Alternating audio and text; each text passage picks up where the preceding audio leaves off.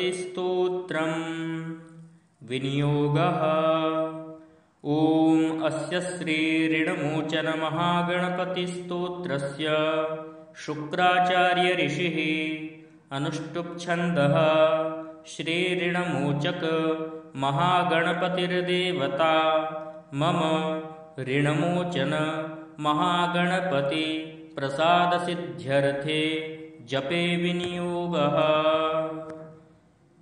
ध्यानं रक्तांगं रक्तवस्त्रं सितकुसुमगणैः पूजितं रक्तगन्धैः क्षीराब्धौ रत्नपीठे सुरतरुविमले रत्नसिंहासनस्थम् दोर्भिः पाशाङ्कुशेष्टाभयधरमतुलं चन्द्रमौलिं त्रिनेत्रं ध्यायेत् शान्त्यर्थमीशं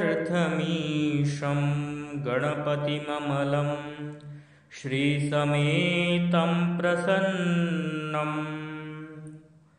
स्तोत्रं स्मरामि देवदेवेशं वक्रतुण्डं महाबलं षडक्षरं कृपासिन्धुं नमामि ऋणमुक्तये। एकाक्षरं ह्येकदन्तमेकं ब्रह्म सनातनम् एकमेवाद्वितीयं च नमामि ऋणमुक्तये। महागणपतिं देवं महासत्त्वं महाबलं महाविघ्नहरं शम्भो नमामि ऋणमुक्तये। कृष्णाम्बरं कृष्णवर्णं कृष्णगन्धानुलेपनं कृष्णसर्पोपवीतं च नमामि ऋणमुक्तये।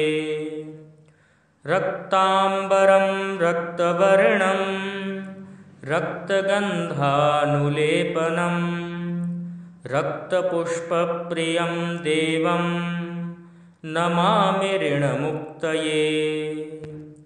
पीताम्बरं पीतवर्णं पीतगन्धानुलेपनं पीतपुष्पप्रियं देवं नमामि ऋणमुक्तये।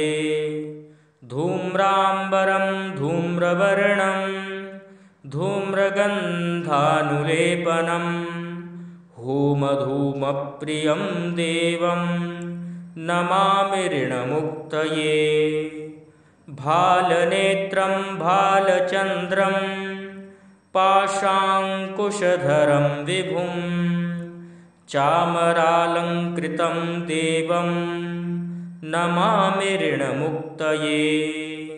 इदं त्रिणहरं स्तोत्रं सन्ध्यायां यः पठेन्नरः षण्मासाभ्यन्तरेणैव ऋणमुक्तो भविष्यति ऋणमुक्तो भविष्यति।